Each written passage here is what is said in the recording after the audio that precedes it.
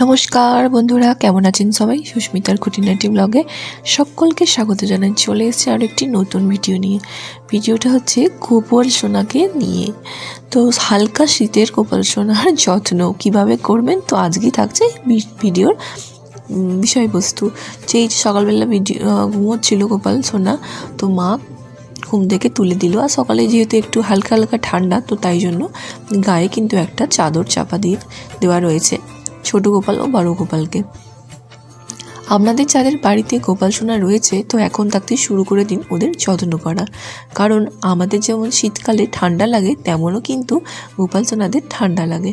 আর এই যে দেখুন, মা কিন্তু সকালবেলায় গোপাল সোনার মুখটা ভালো করে মুছিয়ে দিল, জল হাত দিয়ে মুখটা ধুয়ে দিয়ে গামছা দিয়ে মুছিয়ে দিল। তো এবার সামান্য কিছু খেতে দেবে। তো সকালবেলা যখন যেমন থাকে, তো সেই রকম অনুযায়ী কিন্তু গোপাল সোনাকে ভোগ লাগানো হয়। তো এখন লাড্ডু রয়েছে বাড়িতে, তো মা লাড্ডুরই ভোগ লাগিয়ে দিল। ব্লগের সঙ্গে থাকুন, দেখতে থাকুন। আর শীতকালে কী কী প্রয়োজন, তো আজকে রয়েছে এই ভিডিওটার সব কিন্তু বলবো।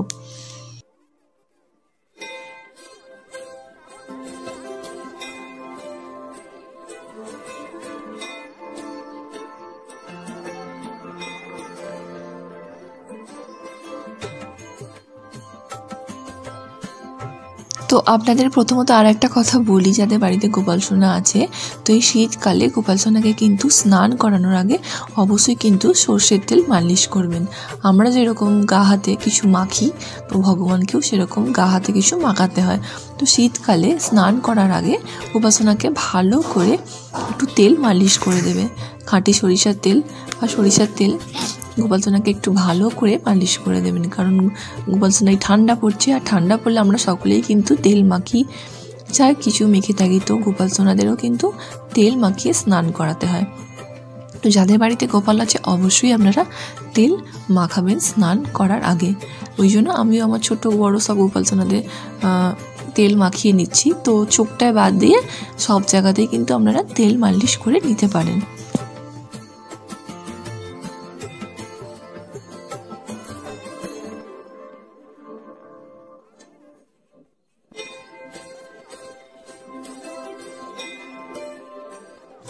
তারপর এখন যেহেতু ঠান্ডা ঠান্ডা পড়ছে, তো গোপাল সোনাকে চেষ্টা করবেন হালকা হালকা গরম জলে স্নান করানোর জন্য। তো এটা হচ্ছে আমার হালকা গরম জল। তো এবারে যখন বেশি শীত পড়বে, তখন কিন্তু রোদে দেওয়া জলে কিন্তু গোপাল সোনাকে স্নান করাবো। কারণ ঘুম থেকে উঠে সেই একটু এক মগ জল রোদ্দুরে দিয়ে রাখো, আর ঠিক 10টা-11টার মধ্যে হালকা একটু গরম হয়ে গেলে তখন কিন্তু গোপাল সোনাকে স্নান করিয়ে দেবো। আর এই যে দেখুন না, এটা হালকা কলের গরম জল সবে আনা, তো গরমই জল। তো সেই জল দিয়ে গোপাল সোনাকে স্নান করিয়ে নিচ্ছি। অবশ্য স্নানের জলে আপনারা অগুরু ফুল পাপড়ি দিতেই পারেন। তো সব দিন এই যে আমি গোপাল সোনাকে স্নান করিয়ে দিয়েছি। ব্লগের সঙ্গে থাকুন, দেখতে থাকুন।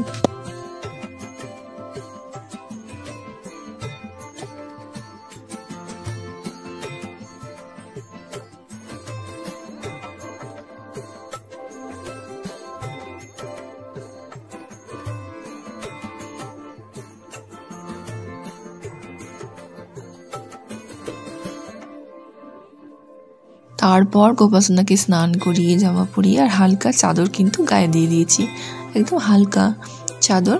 তো এই সময় গোপাল সোনাদের সবসময় কিন্তু পোশাক পরিয়ে রাখবেন। তো তার কারণ হলো, গরমকালে যেরকম গোপাল সোনারা খালি গায়ে থাকতে পছন্দ করলেও শীতকালে কিন্তু আমাদের সকলেরই ঠান্ডা লাগে, তাই গোপাল সোনাদেরও কিন্তু শীতকালে ঠান্ডা লাগে।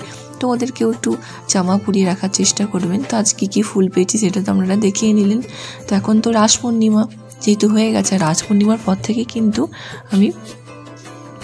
আমরা কিন্তু সকলের কাছে রাস ফুল পাই। আর দেখুন ভোগে আজ কী রয়েছে, কলা, একটু লেবু, আর রয়েছে বাতাসা। তো যাই হোক, চন্দন মাখানো তুলসী পাতা নিয়ে গোপাল সোনার পায়ে দেবো। এটা তো আমি প্রত্যেক দিনই করে থাকি। চন্দন মাখানো তুলসী পাতা গোপাল সোনার পায়ে অর্পণ করলাম। তারপর চন্দনের টিপ, এগুলো তো পরিয়েই থাকি।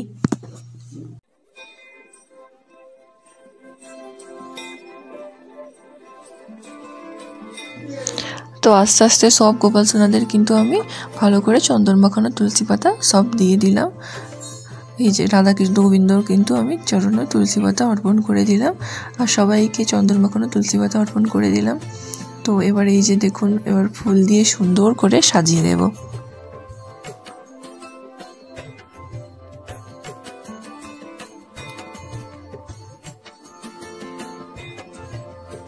চলুন এবার আরতি পর্বটা শুরু করা যাক, দেখতে থাকুন, ব্লগের সাথে থাকুন।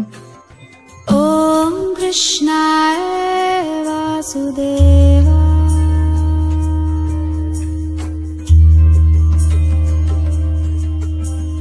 হরে পরমাত্মনে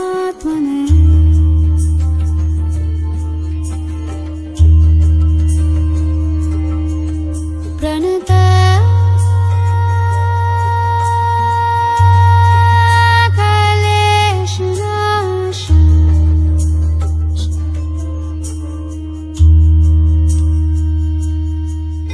গোবিন্দ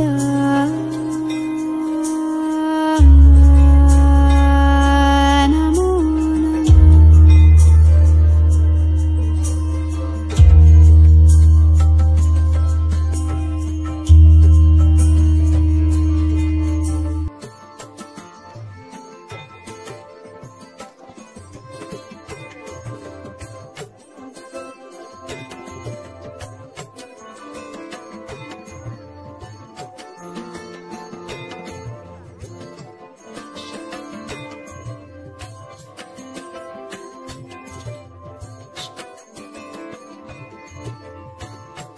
তো তারপর কিছুটা পর আমি কিন্তু সব ভোগের প্রসাদগুলো তুলে নিয়েছি, নিয়ে কিন্তু একটু জল চাপা দিয়ে রেখে দিয়েছি। এটা ঠাকুরের কাছে সবসময় কিন্তু চাপা দেওয়া থাকে, আবার সন্ধেবেলা হলে কিন্তু আবার এই জলটাকে চেঞ্জ করে দেওয়া হয়। আর ভোগের প্রসাদ কিন্তু ফেলে রাখবেন না, ভোগের প্রসাদ কিন্তু সবসময় ঠাকুরকে ভোগ লাগিয়ে সেগুলো তুলে নেবেন।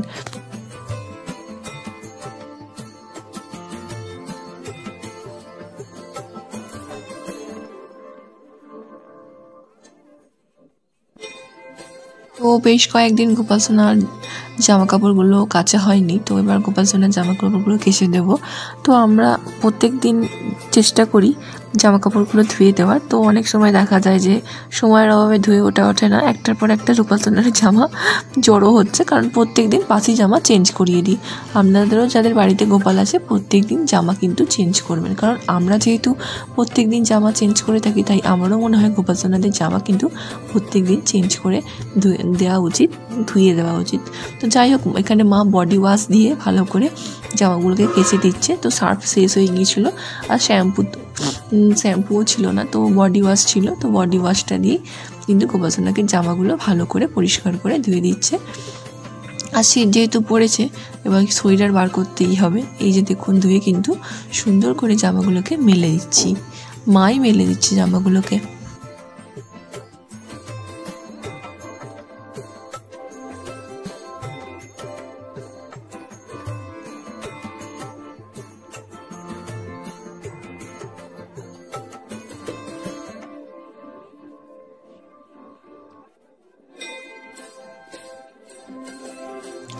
তো আমি এখানে বসে পড়েছি মাটির প্রদীপ বানাবো। এই যে দেখুন, এক গাদা মাটি, একতাল মাটি নিয়ে নিয়েছি, আর এখানে মাটির প্রদীপ বানাবো বলে বসে পড়েছি। তার কারণ হলো আমি খুব একটা বেশিরভাগ বাড়িতে থাকার টাইম পাই না, তো আজ একটু ছুটি পেয়েছি, তো তাই ঠিক করেছি কয়েকটা প্রদীপ বানিয়ে রাখবো। তো যখন খুশি জ্বালানোর প্রয়োজন যদি পড়ে তো তখন জ্বালাতে পারবো। এমনিতেও দামোদর মাসে প্রত্যেক দিন দীপদান করা হচ্ছে, তো চলুন কয়েকটা প্রদীপ বানাতে পারি। ছোটোবেলায় মাটি নিয়ে কত কিছুই না মডেল তৈরি হতো। হাফ দিন স্কুল থেকে ফেরার পর এই যে মাটি নিয়ে কিন্তু কেটে যেত, কত খেলনা পুতুল, উনুন বানানো, সেসব দিন কোথায় যেন হারিয়ে গেছে। আর আজকে সেই মাটি নিয়ে বসেছি, তো এই যে চেষ্টা করছি মাটি নিয়ে প্রদীপ বানানোর। এই যে দেখুন কয়েকটা বানিয়ে, এই যে এতগুলো মাটির প্রদীপ বানিয়েছি। তো এবার রোদ্দুরে দিয়েছি শুকনো হওয়ার জন্য, এখনও কার্তিক মাস শেষ হতে বাকি আছে, তো কয়েকটা দীপ দান করে দেবো, তো তাই জন্যই বানিয়ে ফেললাম মাটির প্রদীপ। আর এই যে আমার গোপুসোনা এখন আমার থেকে কিন্তু আদর খাচ্ছে। তো যাই হোক, অনেক দিন পর গোপুসোনাকে কোলে নিয়ে একটু আদর করছি। তো এখন হচ্ছে গোপুসোনার শোবার টাইম হয়ে গেছে। আর এই যে গোপুসোনা কিন্তু এই একটা ঝুড়ির মধ্যে ভালো করে, এটাই হচ্ছে গোপুসোনার শোয়ার জায়গা। তো যাই হোক, গোপুসোনার বিছনা কাঁথা সবই রয়েছে। তো গোপুসোনাকে এবার আমি শয়নে দেবো। আর অনেকটা রাত্রিরও হয়ে গিয়েছে। তো যাই হোক, গোপুসোনাদের কিন্তু আমি এইভাবে শয়নে দিই। যে দেখতে পাচ্ছেন, গোপুসোনারা কিন্তু আস্তে আস্তে ঘুমিয়ে পড়বে। এবার এই যে ভালো করে পাশ বালিশ পা বালিশ সব কিন্তু আমি দিয়ে দেবো গোপুসোনাদের।